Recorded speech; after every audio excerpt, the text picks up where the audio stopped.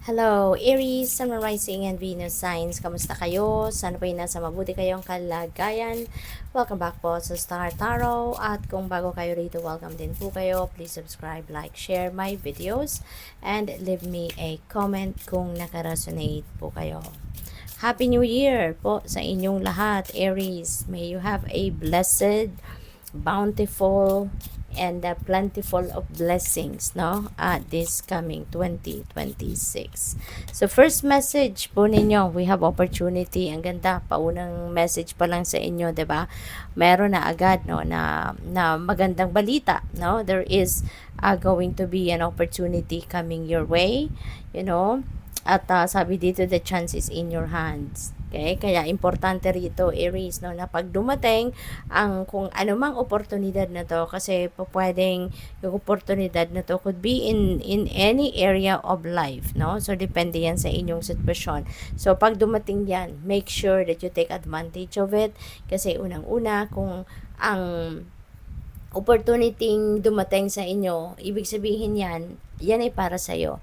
Kasi hindi ibibigay sa atin, hindi ipapadala sa atin ng universe ang hindi para sa atin. Kaya sigurado na kung ano man ang opportunity na kumatok sa buhay ninyo, ibig sabihin yan ay para sa iyo. Okay? Kaya make sure, no, na yan ay papansinin ninyo agad, yan ay bibigyan ninyo agad ng atensyon. Okay? So, what else? We have treasure. Wow, protect your energy and space. Ayan. So, may treasure. Unang-una, 'di ba? Merong box. So, maaring punong-puno ito ng kayamanan, punong-puno ito ng something na talagang siguro very very precious, no, para sa iyo. Magiging siguro ito, pwedeng mga material na bagay kasi we never know kung ano ito, 'di ba? Dahil nakatago pa, no, nakalagay sa box. So pwedeng ito ay material na bagay, pwedeng pera, pwedeng kayamanan, no? Material na kayamanan, pwede rin ito na siguro merong mga pamana, no? Yun ang napipick up ko, baka merong inheritance, no, na nilalaman ang box na yan at yun ang inyong magiging kayamanan. So pwedeng material na bagay, lupain, bahay, di ba, property, and also there is a message para sa iyo din dito na protect your energy and space, kasi in a way, no, nandiyan din yung that is something also that you need to treasure, di ba? Yung protektahan ninyo ang inyong positive energy. Alright?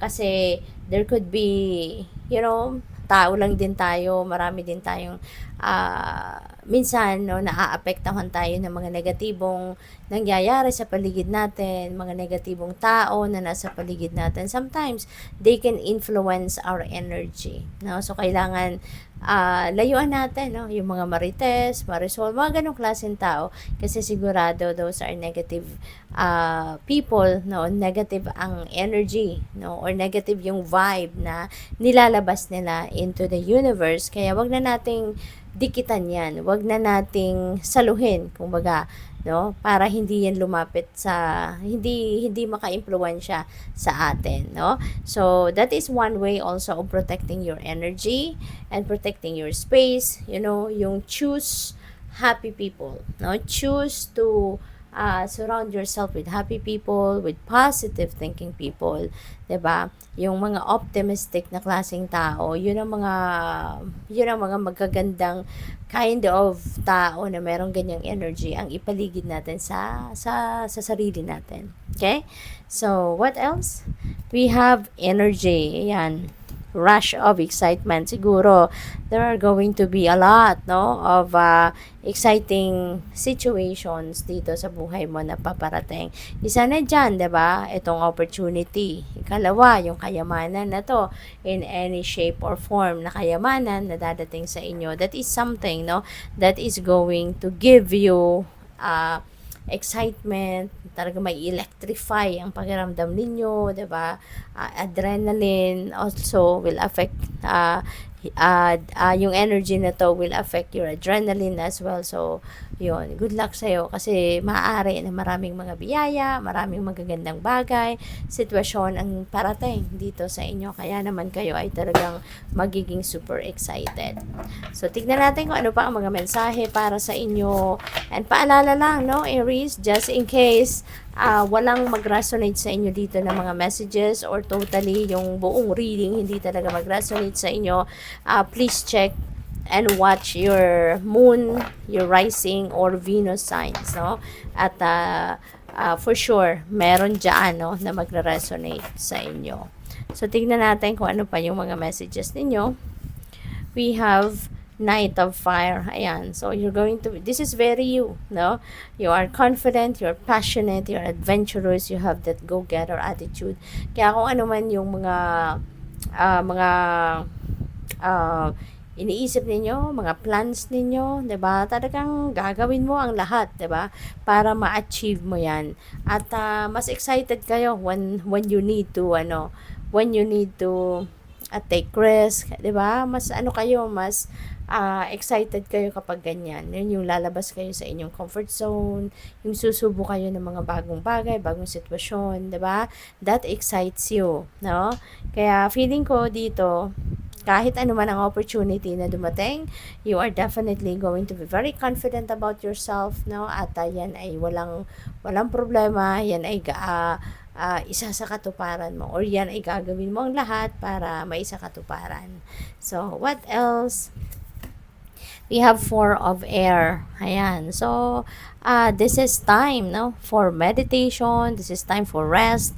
This is time for contemplation, recuperation. Kasi, baka, since this is for January 2026, baka yung mga nakaraan buwan, 2025, baka napagod na kayo, maybe it's been a stressful year para sa'yo, or baka merong recently lang, kapaguran, physically, mentally, emotionally, baka nagkaroon kayo ng kapaguran, and maraming okasyon kasi, 'di ba? So, marami kang hinanda, or marami kang naging bisita. So, yun. Kaya kailangan mo na mag-replenish kayo ng lost energy ninyo. You can do some kind of meditation, 'di ba? Kasi alam mo, yung meditation really helps a lot. It really helps us a lot. Napakalaki ng naitutulong ng pagme-meditate, no? Nakakalma tayo, it grounds us, at when we are grounded, 'di ba? Mararanasan natin yung tranquility, yung serenity, 'di ba? Kaya napakasarap ng pakiramdam. So, this is also a time now for recuperation. So, kailangan mo talaga na mag-recuperate and rejuvenate, no? So that pagpasok ng taon nga ng 2026, talagang handa ka for anything. Handa ka for any opportunity, for anything, no, na dadating. So, contemplation, no?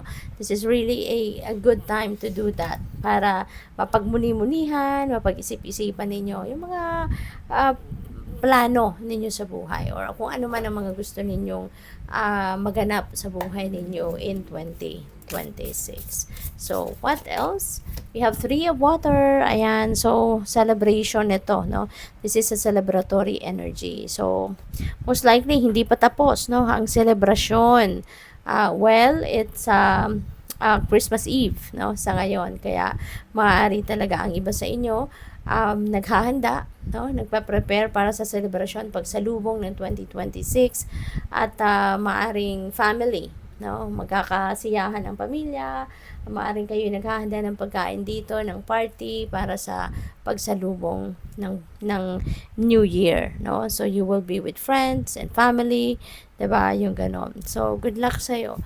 And maybe ang iba sa inyo dito, no? Baka kayo ay magse-celebrate din ng friendship, i-celebrate ninyo ang pamilya, 'di ba? So it could be also aside from celebrating the new year, or baka kayo ay meron ding i-celebrate ng mga relationships, meron kayong i-celebrate ng mga accomplishments or achievements. So what else? We have King of Air. Ayan. So, maybe you are going to embody the energy of King of Air, no? Maaari din na kayo ay talagang isang napakatalinong tao, maaring you are also a professional, maaring ikaw ay nasa mataas na posisyon sa inyong trabaho, something like that, and respetado ka, no? You are well respected, no, by the people around you. Maari kasi na nasa, alam mo to, yung ano, baka na ikaw ay nasa isang mataas na posisyon sa inyong trabaho. So, talagang nire-respeto ka ng mga tao, you're highly respected, ano, at isa kang leader, o pwedeng ganon. Kasi, well, si Aries talaga, 'di ba? Katulad ni Emperor, you are a leader, you have that quality in you, at saka talagang ano ka, bossy, 'di ba? Bossy ka, bagay ka na maging boss talaga. So, maaari, no, si King of Air, ganun din, isa din siyang ano, parang boss din, kaya matalino, maraming alam, yung ganon, respetado. So, pwedeng kayo ito, no? Or, pwede rin Aries na you will be dealing with someone na katulad ni King of Air. Okay? Good luck sa'yo. Thank you for watching. Love and light. Namaste.